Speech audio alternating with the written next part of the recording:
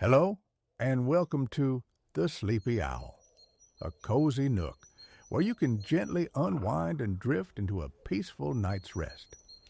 Tonight, we're sharing another soothing story, one that can help settle your mind and foster a feeling of quiet calm. But first, let's take a moment to prepare our bodies and minds for a tranquil, rejuvenating sleep. Settle in comfortably, and with each slow inhale and gentle exhale, allow the day's worries to gradually fade away.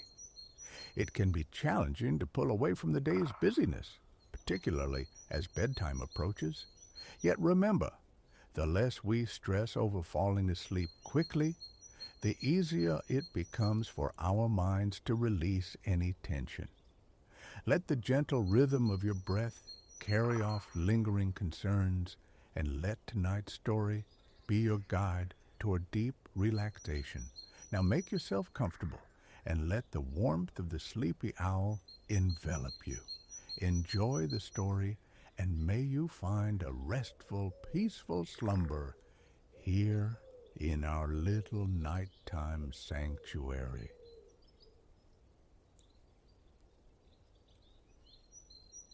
A soft percussion of drizzle plays upon your umbrella canopy, a gentle rhythm accompanying your unhurried steps through the tranquil woods. High above, the ash leaves whisper secrets back to the falling drops. Rivulets trace silver paths down the ancient oaks, vanishing into the rich, damp earth. Though moisture hangs in the air, a surprising warmth cocoons you.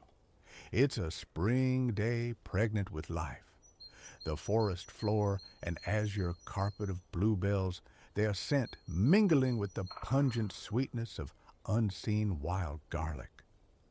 Through the trees drifts the faint music of distant merriment, voices light and carefree. You know these trails intimately. There is no destination, only the journey.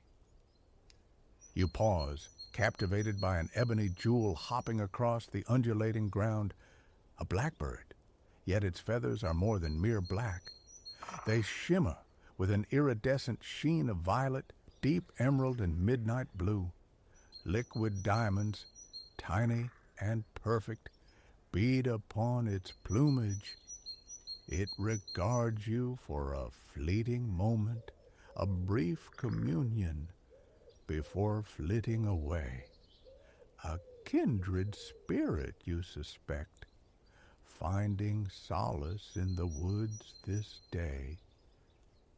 Beside the wide path, a moss-cushioned tree stump offers a perch. Closing your eyes, you draw a slow, deliberate breath, feeling the air fill your lungs, then release it just as measuredly. Tension dissolves from your shoulders, melting away like mist.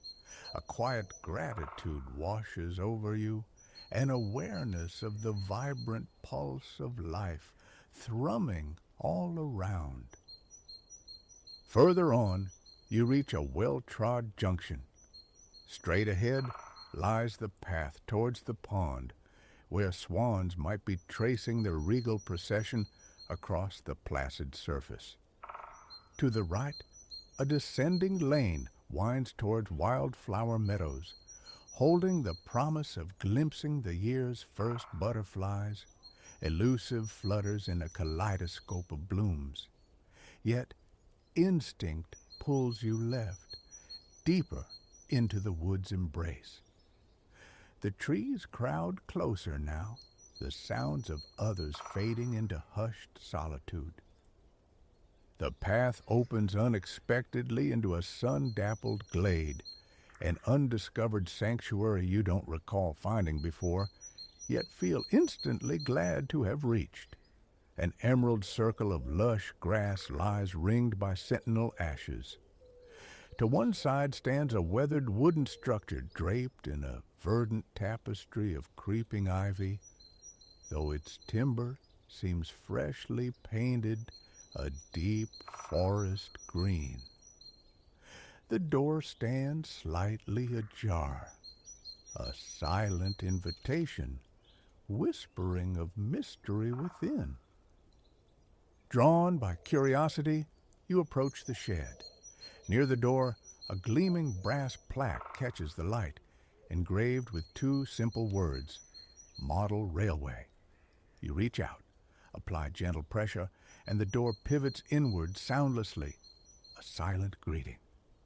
This, you begin to sense, must be a threshold of wonder. Inside, the space is deceptively spacious, cool, and shadowed, save for a single, focused beam illuminating a long table. Beneath the light rests a miniature world, a railway complete with train and station nestled within an idyllic tableau of English countryside. You see undulating landscapes dotted with minuscule livestock, sheep and cows, smaller than postage stamps. A narrow, winding lane passes thatched roof cottages where Lilliputian laundry hangs on lines. A sapphire steam engine, pulling two coaches, waits patiently at the scaled station. Opposite stands a tiny watermill beside its dormant glassy pool. Leaning closer for inspection, your gaze takes in the village, a church with a square stone tower overlooking a common green where ducks have settled with their downy brood.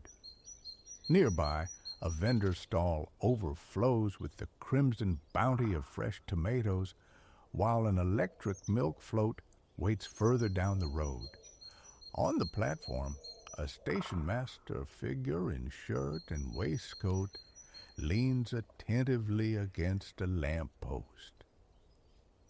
Following the tracks with your eyes, you notice they diverge from the station, meandering through the village, around the countryside, and into the dark mouth of a tunnel.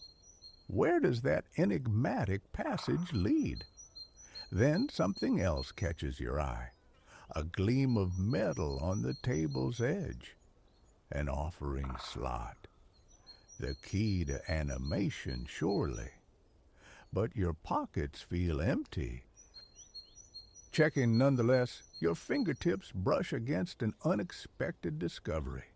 A worn, round metal disc deep within your pocket. Strange, you have no memory of it. Weighing the forgotten token in your hand, you trace its cool edge with your thumb, feeling the tactile history of its chips and scuffs. The spotlight glints off the metal, sending a thrill of anticipation down your spine. You slip the coin into the slot. Closing your eyes, you take another deep, inward breath, holding the moment for a few seconds. As you slowly release it, you open your eyes. You find yourself standing on the solid ground of the station platform, immersed in a verdant landscape. It is the very same scene, the miniature made real, the world awakened.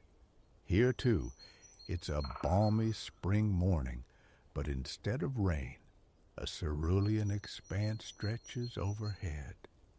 The sun burns through the last vestiges of overnight mist, and the fragrance of mown lawns hangs heavy on the still, tranquil air. Strolling a few paces away from the warm brickwork of the station building, you step out of the shade, welcoming the sun's embrace upon your face. At the platform's far end stands a station mistress, clad in shirt and waistcoat, a broad, amiable smile gracing her features. She raises a hand in greeting. Two sharp, bright whistles pierce the air from the engine. An invitation to journey. Destination, unknown. You grasp the polished wood handle, open the carriage door, and step into a plush sanctuary.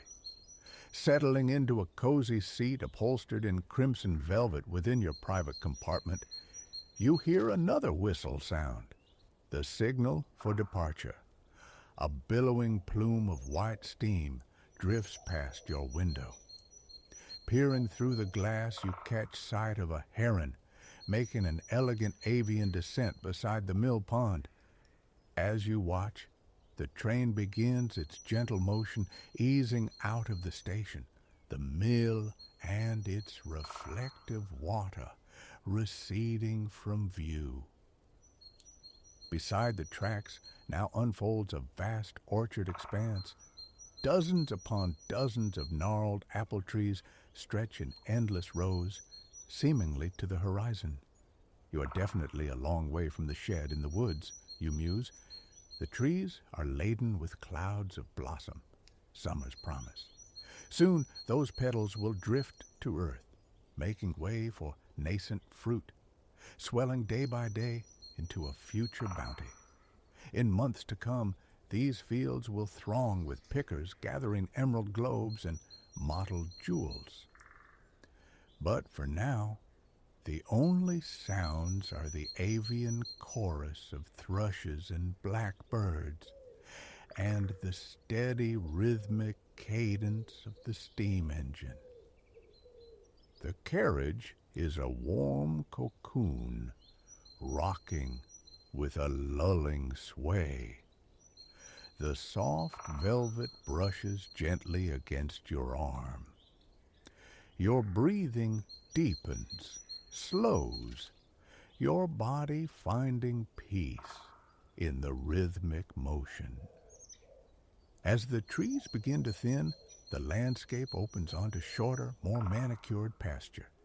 Cows and sheep chew lazily beneath the azure canvas. Beyond an ancient stone boundary wall lies a level green, a cricket pitch where figures in white are assembling to begin the day's play. The edge of the pitch slopes gradually away, and beyond another wall, the grass gives way to a shingle shore beside a wide, meandering waterway. Weeping willows overhang the river, their trailing tendrils just kissing the slow current. You ponder the timeless presence of these trees, watching the river's eternal flow, day after day, year after year. The locomotive's shuffling tempo eases as it traces the river's curve.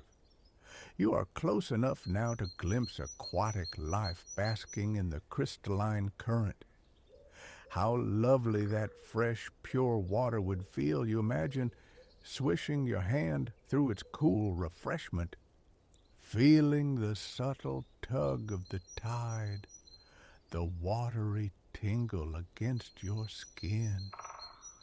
Soon, the river and the rails pursue diverging paths. In the distance, an ochre sandstone escarpment thrusts skyward. At its base waits a dark portal, the same tunnel that puzzled you on the model table, the familiar enigma. It draws gradually nearer. Where will it lead? Pressing your face to the window, you look back as the train's path arcs gently left. The glass is warm against your cheek. Through a rising heat haze that shimmers up from the ground, under the solar intensity, the whole village spreads out in panoramic vista. The river and the cricket pitch, the orchards and the fields, the church and the mill, a peaceful tableau, calm and still. After one final backward glance, you shut your eyes and relax back into your seat. Sudden blackness descends as the train enters the tunnel's embrace. You take a moment for an internal scan, feeling for any lingering strains. with one deep, cleansing breath, any discomfort falls away. You feel settled, grounded, your body pleasantly weighted against the seat. You know you've completed the tunnel passage when the darkness abruptly shifts to a cool, ethereal, bluish luminescence. Your eyes reopen. Towering, majestic conifers, heavily laden with snow, slip by just feet from the carriage window. It's as if this temporal chariot has transported you through time and space, from English spring to alpine winter. The forest yields, revealing a breathtaking vista. The tunnel has delivered you to the floor of a wide valley bounded by huge, jagged peaks. The snowfall blanketing the fields between the train and the mountain slopes is a fresh, thick, pristine blanket. It looks as though more is yet to fall from the leaden canopy above. The woods close in once more, but then you notice the trees traveling past your window at a decelerating pace. Leaving your compartment, you move into the corridor to look out the opposite window. In this direction, rime-kissed boulders lie scattered at the base of sheer, dark gray, precipitous rock faces rising towards the sky. The tracks must be following the contour of another mountain. You feel the gentle deceleration as the train comes to a smooth halt at a tiny minimalist station. It consists merely of a stark concrete platform with a few bright red seats beneath a simple plastic awning. This lack of buildings affords an unobstructed panorama back down the valley. Before you, a virgin snowfield stretches into the middle distance, where vast, pine-clad slopes reach up the valley's sides. The immense fields narrow towards a cluster of huge mountains, their high, craggy, cloud-wreathed summits piercing the sky. You decide to survey the surroundings while you have the chance. You're still wearing the jacket you donned for your woodland walk, clearly insufficient protection for this winter wonderland. Just as brief uncertainty strikes, an overhead locker in your compartment pops open. A pair of thick, ebony winter mittens descends. Smiling with amused gratitude, you retrieve them and investigate the locker further. How providential. There's a knitted hat, too, made of white wool flecked with gray, and a long, insulated coat. Slipping it on feels like being snuggled in bed beneath a soft, warm quilt, a cocoon of comfort. You amble down the aisle towards the end of the carriage, donning the hat and gloves as you go. Reaching the exit, you turn the cool metal latch and alight lightly onto the snow-covered platform.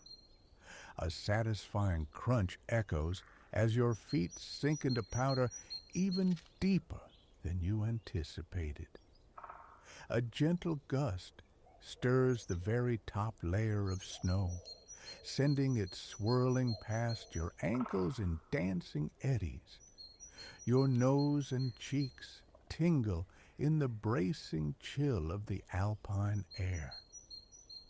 From here, the whole expansive vista unfolds before you. These mountains, you realize, have stood here, silent and restful ancient sentinels, for thousands upon thousands of years. Their peaks hold primordial memories, echoes of when the whole world was one continent. They have witnessed countless dawns and dusks and will remain eternal witnesses for millions more. Their great ridges and spines, their majestic architecture were formed slowly, patiently, by the geologic artistry of wind, water, and time. No matter how immense something feels, how overwhelming and seemingly unchanging, with enough time and patience, little by little, it can transform into something new. You take a moment, feeling a wave of thankfulness wash over you for the scene spread before you. Magical as the enchanting panorama is, the lure of the warm carriage calls. You retrace your steps across the snow, climbing back inside. In a few moments, the train resumes its motion. The forest thickens outside the window as you shed your winter gear, hat, gloves, and padded jacket, stowing them back in the overhead locker. Just as you secure it, the train enters another magical tunnel. Eager anticipation fills you. Where will this one lead? All at once, the grays and whites of the mountains dissolve into a hazy blue, and the resonant sigh of heaving, rolling surf fills the carriage. You are now coasting along a track laid at the very edge of the ocean. Between the water and the shallow cliff along which the track runs lies a stretch of golden sand. But it must be high tide.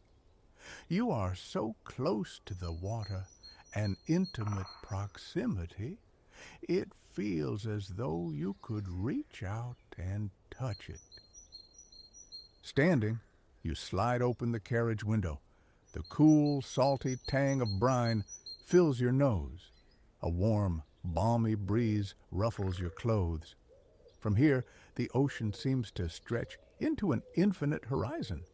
To your right, the westering sun hangs just above the headlands reaching out into the sea. Its rays create liquid glitter on the water just beyond the surf line, where the waves are breaking.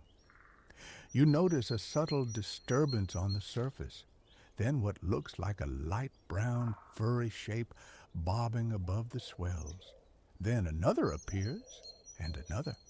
What could they be? Now the little creatures seem to be floating effortlessly on their backs. Recognition dawns. Sea otters. You feel incredibly lucky, a privileged witness to these charming mammals. They love nothing more than diving into underwater kelp jungles to forage for food, capable of extended submersion for up to 5 minutes as they twist and play in the ocean's chilly domain. Sea otters possess a unique pouch in the fur on their chests where they keep sustenance. They float along the surface, nibbling at shellfish and clams. They demonstrate remarkable communal care, too. Groups often link paws while they rest, swim, and eat, forming rafts to maintain cohesion. Sometimes families even use strands of kelp to tie themselves to one another, anchoring themselves against the current to prevent drifting apart. Back in the ocean, the otters are floating serenely, watching your train chug slowly by. You blink, and in that instant, they vanish beneath the waves. Settling back into your plush seat, your eyelids begin to feel heavy. A weariness descends. Perhaps it is time to go home. As if in reply, the steam engine peeps its whistle, a brief cry, just as the train enters another tunnel. You let your eyes drift gently closed. Opening them once again, you see the recognized landscape of the orchards through the window. It's cooler now, the sun low in the sky. Streaks of purple and pink light dance on high, thin cirrus wisps above. The familiar perfume of springtime fills the carriage. Through the open window, the day is drawing to its close. The rhythm of the train's wheels on the tracks gets slower, the cadence easing as a familiar village pulls into view outside your window. There are the landmarks, the church, the mill, the blossom-laden trees. It feels as though you were only here half an hour ago. But as you step off the train onto the platform, you sense the deep satisfaction of a long day's end. As the sun finally dips below the horizon, you shut your eyes and take a long, deep inhalation. And then you slowly let it out. Opening your eyes once more, you realize you are back in the familiar confines of the shed you found in the wood. Below you, petite as ever, rests the magical model railway. The enchanted tableau, still and silent. The door to the shed swings open. Outside, the rain has cleared completely. The sun just peeks over the tops of the trees, its low light filtering through the canopy. You can't have been gone too long, though. The grass is still wet, the verdure damp. It is time, truly, to head back home. Leaving the glade, you walk slowly across the damp meadow toward the path you were on this morning. The distant sounds of people talking and laughing drift back to you from the rest of the woods, along with the odd, echoing call of a swan. You steal a glance back at the shed as you reach the trees, but to your surprise, there is startling emptiness. There is no sign that there was ever anything there at all. Where the building had stood, there is only grass, standing tall and glossy and slick with rain, and unbroken green, rain-sheened. A quiet smile touches your lips as you meander through the trees. Maybe one day you will come back here again and find that magical model railway once more. You hope so, but you get the feeling that if you are meant to have another adventure, it will come and find you. Destiny seeks its own. An ebony messenger, the blackbird, skips across the path in front of you, a twig held firmly in its beak for nesting. Sunshine pierces the leaves above, bouncing in shining pools of dappled luminescence on the woodland floor, which still glistens with the last remnants of the morning's rain. With one final deep breath in and out, a concluding breath of forest air, you turn and head back toward the comfort and solace of home. The humid embrace of the rainforest greeted Elias the moment he arrived. The familiar weight of his pack, a reminder of journeys past and the promise of this new one. An insatiable curiosity had drawn him here to the verdant northeastern edge of the Yucatan, a coastline whispering tales of untamed beauty. Days ahead shimmered with possibility, treks through emerald canopies with newfound companions, languid bicycle rides painted by sunset hues, the silent ballet of snorkeling amidst kaleidoscopic sea life. Yet, before the outward exploration commenced, an inward pilgrimage beckoned. Stillness was the immediate quest, a calming of the mind's currents before venturing into the wild unknown. After settling the formalities of his arrival at the secluded resort, he approached the concierge desk. A young man, serene in white linen and tan trousers, offered a gentle smile. Fortuitously, the retreat harbored a spa of considerable renown.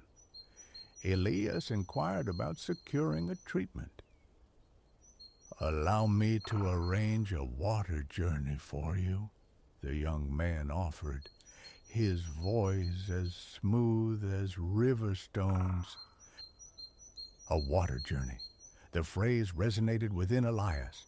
Simple, elemental, profoundly appealing. He recalled a whisper from Da Vinci. Simplicity is the ultimate sophistication. He accepted the earliest opening, a slot that timed perfectly with the need to find his room, shed his pack, and inhabit this temporary sanctuary. The concierge's instructions for the journey were precise. Comfortable swimwear and the white robe awaiting him in his quarters. Unpacked and attired, Elias navigated the pathways toward the spa. He passed through a tall glass doorway, and instantly the air shifted, thick with the clean, camphorous scent of eucalyptus. He drew it deep into his lungs, a fragrant balm. His gaze swept the reception area. Walls murmured in muted earth tones. The floor beneath his feet was a softly gleaming expanse of stranded bamboo. Through the heart of the space meandered a small, artful stream, water chattering musically over smooth stones, a tranquil lullaby.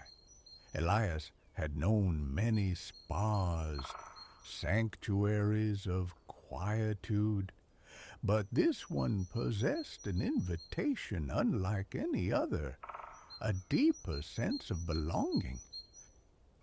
Behind the reception desk stood a woman whose presence radiated calm. Her eyes were the color of polished obsidian, her dark chestnut hair coiled into an impeccable bun. Clad in an elegant white uniform, she greeted Elias with a smile that crinkled the corners of her eyes. "Welcome," she murmured. "I am Solana. I will be your guide for the water journey today." Solana presented a tiny glass containing a pale green liquid offered on a polished silver tray. A room temperature infusion, she explained, specially blended to encourage relaxation. Elias sipped.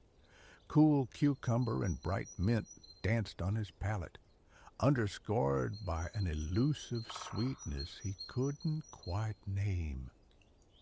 He drained the small vessel and returned it to the tray. With another smile, Solana beckoned him to follow. They proceeded down a quiet hallway, passing through an ornately carved wooden door. Along the way, Elias became aware of a subtle soundtrack drifting from unseen speakers. Not music precisely, but a delicate symphony of the wild. Bird calls interwoven with the gentle rustle of unseen leaves. The water journey commenced in a softly illuminated chamber.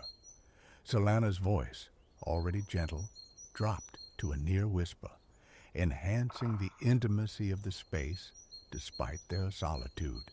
"Your journey begins in the sauna," she announced softly. From a nearby cabinet, she retrieved a misting bottle labeled lemongrass water. She guided Elias toward a glass enclosure. Inside, the air was fragrant with the fresh, woodsy perfume of cedar planks lining the walls and benches. 3 empty benches awaited. Elias selected the center one. Solana draped a long, pristine white towel over it. He lay back, face upwards, settling into the wood. Gradually, the sauna's heat began to bloom against his bare skin. Drawing a slow, deliberate breath, he felt the warmth travel through his nostrils, a pleasant, enveloping sensation.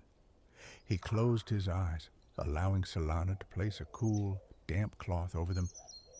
"Would you care for a lemongrass mist?" she inquired softly. He smiled his assent, murmuring thanks. She spritzed the fine mist above him. It descended like a cool blessing, wonderfully refreshing, smelling divinely of sweet herbs tangled with bright citrus. Solana indicated she would return shortly, leaving the misting bottle within his reach, should he desire more. Elias lay suspended in the warmth, cocooned by the peaceful rainforest soundscape, letting go. Later, a light tap on his arm brought him back. Solana stood beside him, asking how he felt. Words were unnecessary. His broad, utterly relaxed grin conveyed everything. As he removed the cool cloth from his eyes, he saw the silver tray reappear, this time bearing another diminutive glass. The liquid within glowed orange. Tangerine ginger-infused water? Solana explained. Elias drank deeply, the cool liquid a welcome counterpoint to the sauna's heat, its refreshing touch spreading through his entire being. He rose, and Solana retrieved the lemongrass mister. With a deliberate gesture, she sent 2 puffs of the fragrant mist into the air before him. Elias instinctively walked through the aromatic cloud, inhaling the scent again, feeling a surprising burst of pure happiness. Solana then motioned for him to follow her onward. The next room shimmered. Tiny iridescent tiles, the size of coins and the color of a pale sky, coated every surface, floor, walls, ceiling, even the built-in seating alcoves. At the room's center, atop a pedestal, rested a large glass bowl, brimming with glistening ice. Elias took a seat as Solana unfolded a small, damp cotton cloth. Placing it beside him, she scooped a handful of ice. Gently, she centered the ice on the cloth, then gathered the corners, twisting the top closed.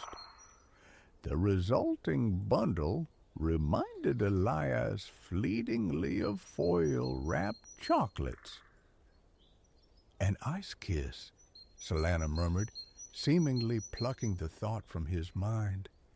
She handed it to him, explaining the exfoliation benefits of the cool, textured fabric against warm skin. "I will return in a little while," she whispered, leaving him to the experience. Elias pressed the ice kiss to his shoulder, gliding it slowly down his arm to his wrist. His skin, still radiating warmth from the sauna, tingled rather than recoiled. The sensation was invigorating, less cold than anticipated. He repeated the process on his other arm, then traced the cool cloth across the back of his neck. By the time he finished, the ice had nearly vanished, leaving only the damp, empty cloth in his hand. He draped it over his head, savoring the lingering coolness.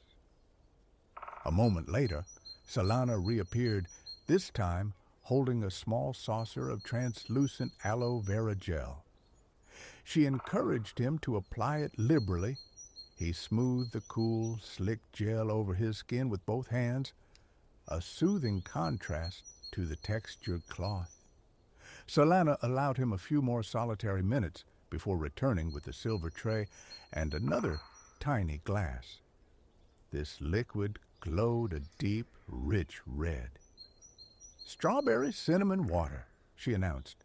It was a combination Elias had never encountered. He drank it gladly, the unexpected harmony of fruit and spice instantly becoming his favorite infusion thus far. Now it was time for the steam room. This stage involved a special treatment for his face. Solana presented a small jar containing a light brown clay. Using gestures, she demonstrated, dipping imaginary fingers into the jar and smoothing them across her own face. Elias followed suit, scooping out the cool substance and applying it to his forehead, cheeks, and chin. It carried a surprisingly fruity aroma.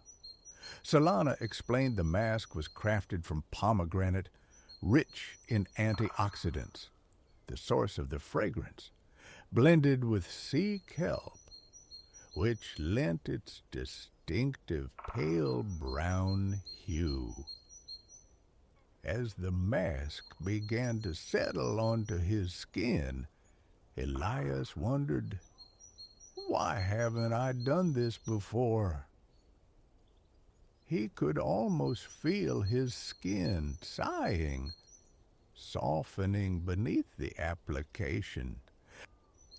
The steam room was enveloped in a deeper dimness.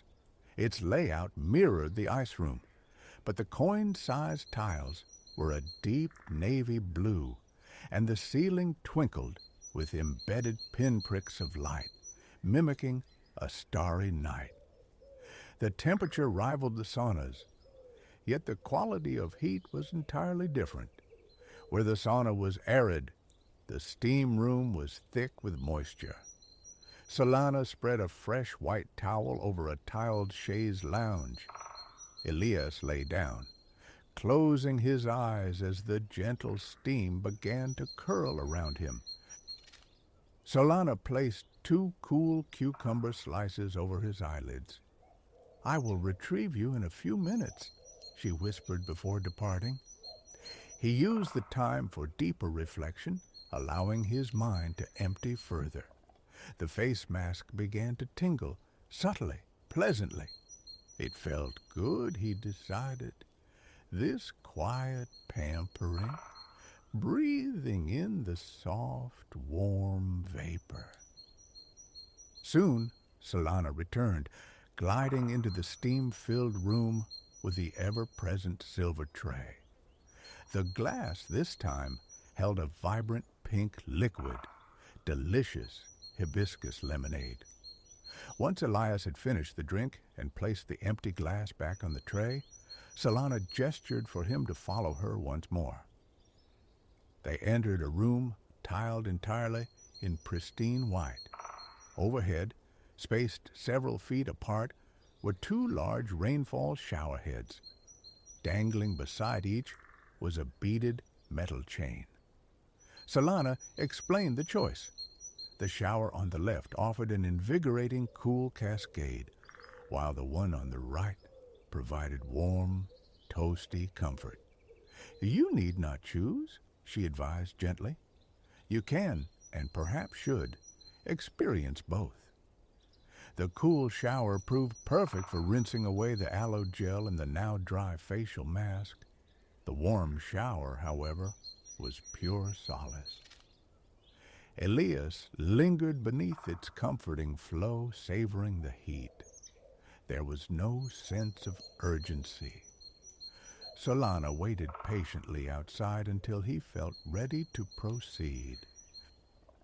After the showers, Solana offered him a small glass of delicate peach tea, accompanied by a soft, cranberry-orange cookie. He popped the cookie into his mouth, consuming it in a single bite. Its small size belied an astonishing burst of flavor. He grinned, an almost childlike expression, suddenly recalling the cranberry muffins his grandmother baked during the holidays. Solana mirrored his smile and, once again, invited him to follow her to a new space. This was the penultimate room, and the smallest yet. It seemed, however, to synthesize the best elements of the preceding chambers. The floor glowed with the warm tones of cedar, reminiscent of the sauna. In the center rested a tiled lounger, similar to the one in the ice room, but this one gleamed in a soft, shiny beige. The ceiling held the same constellation of twinkling lights as the steam room, and the temperature simply ideal. Solana placed a dry towel upon the tiled lounger. This seat possessed a distinct curvature Elias hadn't encountered before. It was, she explained, designed with zero-gravity principles in mind, intended to alleviate pressure points, particularly in the lower back. Elias knew the routine now. He lay down and immediately felt a pleasant, penetrating warmth radiating from the tiles beneath him. Solana gently placed a delicate lavender-scented pillow across his eyes and then, for several blissful minutes, administered a gentle scalp massage. Finally, she draped a light, soft blanket over him. "I will return later," she whispered, leaving him enveloped in profound quiet. In this space, Elias felt his body surrender to an even deeper state of relaxation. He rested his hands just below his chest, fingers loosely interlaced, melting into the lounger's embrace. A peculiar paradox settled over him. He felt simultaneously heavy, anchored, and yet feather-light, buoyant. For the first time in recent memory, his mind was utterly still. There were no thoughts, only an awareness of pervasive tranquility, an imagined landscape of pure peace. Grateful for an evening devoid of plans, he allowed himself to fully inhabit the moment, savoring this profound solitude. He wished it could stretch into eternity. Lying on the warm lounger, his sole activity became the simple, rhythmic act of breathing, in and out. Every muscle fiber felt loose and liberated. Even his toes were relaxed. As minutes drifted by, Elias felt himself letting go layer by layer, detaching from the clamor of his everyday existence, sinking further into the lounger's support. He drew a full, expansive breath, feeling his chest and abdomen rise. He became acutely aware of the physical sensations, the rise and fall with each respiratory cycle. The subtle background symphony of chirps and rustling leaves continued, a soothing counterpoint to the perfect silence within his mind. He sank into relaxation deeper than any he had previously known. Sleep beckoned from the edges of his consciousness. He could easily drift off here, near the journey's end. Yet some part of him remained tethered, floating in that liminal space between wakefulness and cozy hibernation. He welcomed this dreamy daze, embraced it fully. The birds continued their soft chorus. The leaves whispered their secrets. He focused on these sounds, on his breath, on the gentle fragrance of lavender emanating from the eye pillow. No thoughts intruded, only serenity. His chest rose with another deep inhalation, then fell. Elias lay in perfect stillness, suffused with a quiet joy, a profound calmness. In this cherished moment, the only requirement was to breathe, in and out. Eventually, Solana entered the room, her presence barely disturbing the quiet. She touched his shoulder gently. "Are you awake?" she inquired softly. Had she arrived merely 2 minutes later, sleep would surely have claimed him. He grinned, the simple act awakening the muscles in his face, signaling his readiness for the next phase. With one hand, Solana lifted the lavender pillow from his eyes. In her other hand, predictably, rested the silver tray. This time, it held a small ceramic cup, emitting the delicate steam of green tea, nestled beside a granola square generously coated in dark chocolate. She offered them as she explained they were approaching the final room. Elias nodded, savoring the final 2 delicious offerings. En route to the last destination, Solana described it with quiet enthusiasm. The room housed multiple pools, and this part of the experience, she revealed, came with no time limit. Elias's eyes widened slightly at this news. "You may spend the rest of the day here, if you wish," Solana confirmed with a smile. Stepping into the final chamber, Elias beheld 3 distinct pools, each exuding tranquility. They varied in temperature, shape, and water features.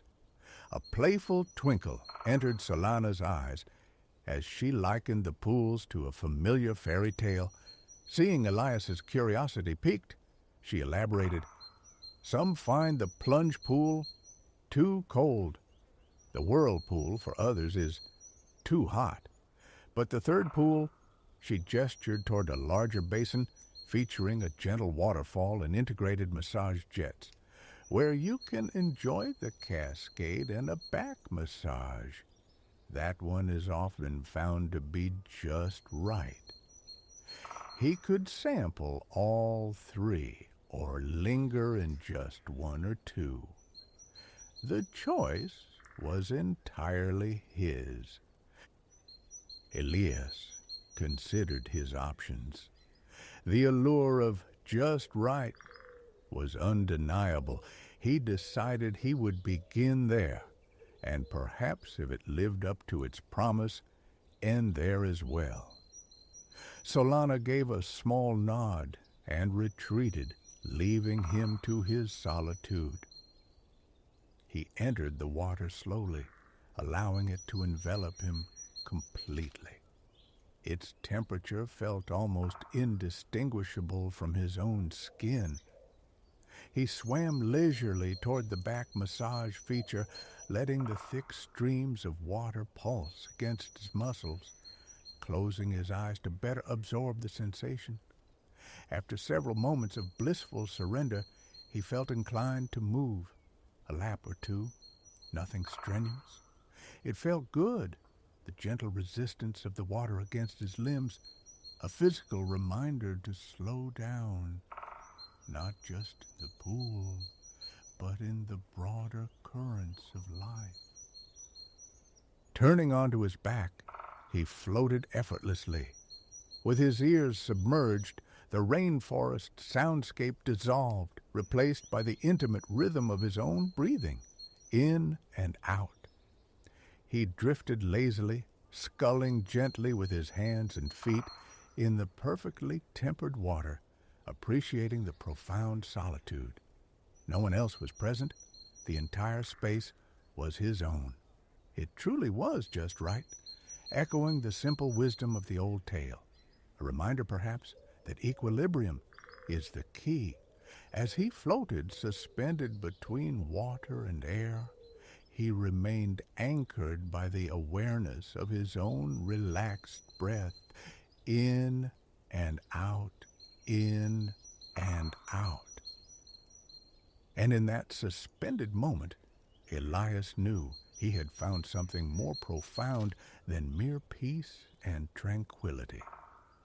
He had discovered a sense of perfect balance, a harmonious alignment of mind and body.